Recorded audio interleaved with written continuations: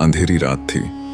झिंगुरों की आवाज चारों ओर गूंज रही थी और ठंडी हवा तेजी से बह रही थी। राजा विक्रमादित्य थके हुए थे, लेकिन अपने वचन के पक्के थे।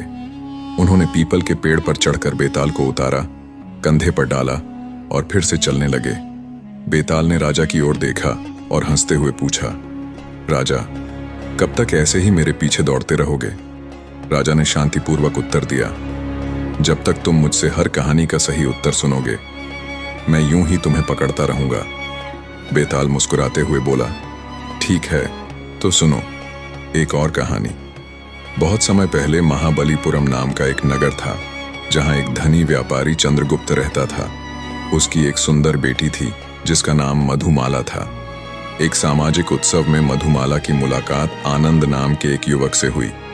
पहली ही मुलाकात में दोनों एक दूसरे को पसंद करने लगे और उनका प्रेम धीरे धीरे गहरा होने लगा।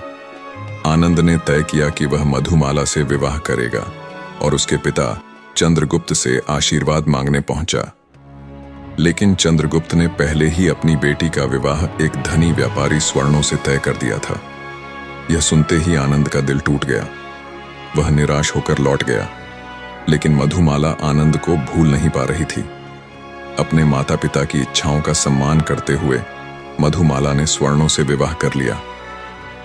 विवाह के पहले ही दिन मधुमाला ने स्वर्णों से सच्चाई बयान कर दी। उसने कहा कि वह आनंद से प्रेम करती है और उस पर अपना हृदय न्योछावर कर चुकी है। स्वर्णों ने बिना कोई दबाव डाले उसे आजाद कर दिया और कहा कि वह आनंद के पास जा सकती है। आभूषणों से सजी मधुमाला आनंद से मिलने के लिए रात में ही निकल पड़ी। रास्ते में उसे एक चोर मिला, जिसने उसके सारे आभूषण छीनने की कोशिश की। मधुमाला ने उससे निवेदन किया कि वह आनंद के पास जा रही है और उससे मिलने के बाद वह अपने आभूषण उसे दे देगी। चोर को विश्वास तो नहीं हुआ, लेकिन उसने उसकी बात मान ली और उसे जाने दिया। जब मधुमाला आनंद के घर पहुंची और दरवाजा खटखटाया तो आनंद बाहर आया। उसे देखकर आनंद ने ठंडी आवाज में कहा, अब तुम एक विवाहिता हो, तुम्हें अपने पति के साथ रहना चाहिए। मैं किसी और की पत्नी के साथ नहीं रह सकता। यह सुनते ही मधुमाला का दिल टूट गया और वह आंसुओं में डूबी लौट पड़ी। वापस जाते समय उसकी मुलाकात फिर उसी चोर से हुई। मधुमाला ने चुपचाप अपने आभूषण उतारने शुरू किए, परंतु चोर ने पूछा, तुम इतनी दुखी क्यों हो? मधुमाला ने उसे अपनी पूरी कहानी सुना दी। उसकी करुणा और पीड़ा देखकर चोर का हृदय पिघल गया और उसने मधुमाला को उसके घर तक सुरक्षित पहुंचा दिया। घर पहुंचने पर स्वर्णों ने उसे देखा और नाराजगी से कहा, तुम किसी और के लिए घर छोड़कर गई थी, अब मैं तुम पर कैसे विश्वास कर सकता हूं? मधुमाला की दुनिया बिखर चुकी थी और निराशा से भरी उसने अंततः नदी में कूदकर अपनी जान दे दी। अब बेताल ने राजा से प्रश्न किया, राजन, इस पूरी कहानी में सबसे बड़ा बलिदान किसका था?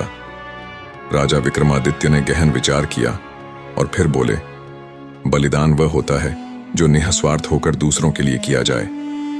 आनंद का इनकार और स्वर्णों का त्याग उनकी विवशता थी।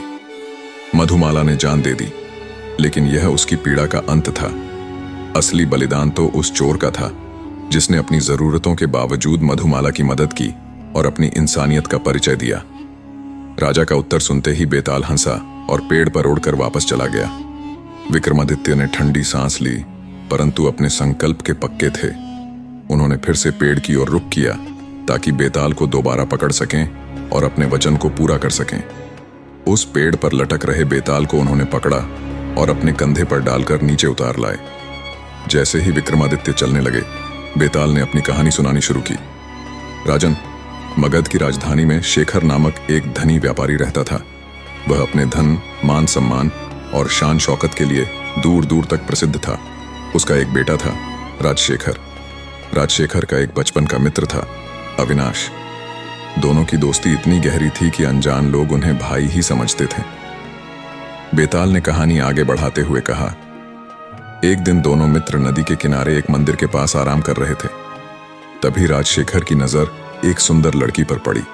पहली ही नजर में वह उस पर मोहित हो गया और उसके मन में प्रेम की भावना जाग उठी। अविनाश ने देखा कि राजशेखर लड़की को टकटकी लगाकर देख रहा है। उसने मुस्कुराते हुए कहा, राजशेखर, यह रंजाबाती है, मैं उसे पहले से जानता हूं और उसे पसंद भी करता हूं। यह सुनकर राजशेखर थोड़ा निराश हो गया, लेकिन अपने दोस्त के प्रेम के सामने उसने अपनी भावनाओं को छुपा लिया। समय के साथ राजशेखर का प्रेम और गहरा होता गया। उसने अविनाश से सलाह ली कि वह अपने माता पिता को अपने दिल की बात बताए, परंतु राजशेखर को यह पता था कि उसके माता पिता रंजाबाती से उसके प्रेम को स्वीकार नहीं करेंगे, क्योंकि वे उसकी जाति को अपने से नीचा समझते थे। अविनाश ने भी यह बात समझी और उसने अपने दोस्त को सांत्वना दी, पर राजशेखर का दिल टूटने लगा था। धीरे धीरे वह खामोश और उदास रहने लगा। भोजन करना भी उसने छोड़ दिया और उसकी तबीयत बिगड़ने लगी। उसके माता पिता को चिंता होने लगी और उन्होंने उसका इलाज कराने का विचार किया। अंततः एक दिन राजशेखर ने अपनी मां के चरणों में गिरकर कहा, मां, मैं रंजाबाती के बिना नहीं रह सकता, कृपया मुझे उससे विवाह करने की अनुमति दें। राजशेखर की यह दशा देखकर उसके माता पिता भी टूट गए। उन्होंने अपने पुत्र के जीवन को बचाने के लिए रंजाबाती से विवाह करने का निर्णय किया। विवाह धूमधाम से हुआ और राजशेखर और रंजाबाती खुशी खुशी साथ रहने लगे। यह सुनकर विक्रमादित्य के चेहरे पर संतोष दिखाई दिया, पर उन्हें पता था कि बेताल की कहानियां ऐसे नहीं खत्म होती। कुछ समय बाद राजशेखर और रंजाबाती उसी नदी के किनारे घूम रहे थे जहां उन्होंने पहली बार एक दूसरे को देखा था। तभी अचानक राजशेखर ने एक अजीब इच्छा व्यक्त की। उसने अपने गुरु से कहा कि वह मां देवी के मंदिर में प्रार्थना करना चाहता है। जैसे ही उसने मंदिर में प्रवेश किया, उसने तलवार निकालकर अपना सिर काट दिया।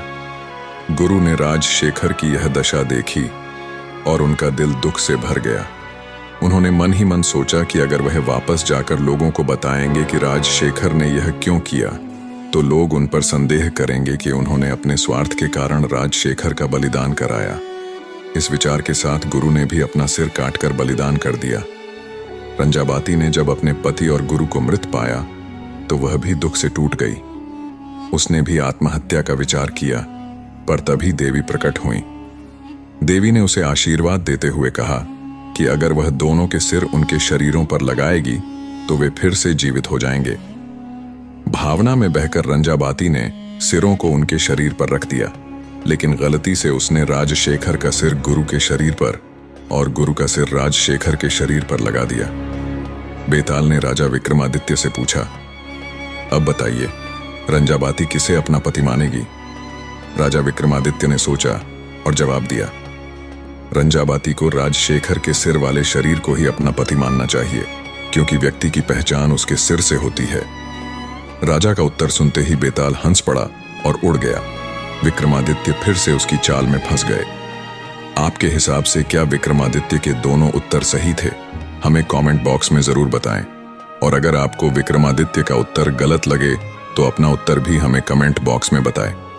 देखते हैं किसके उत्तर पर सबसे ज्यादा लाइक आते हैं।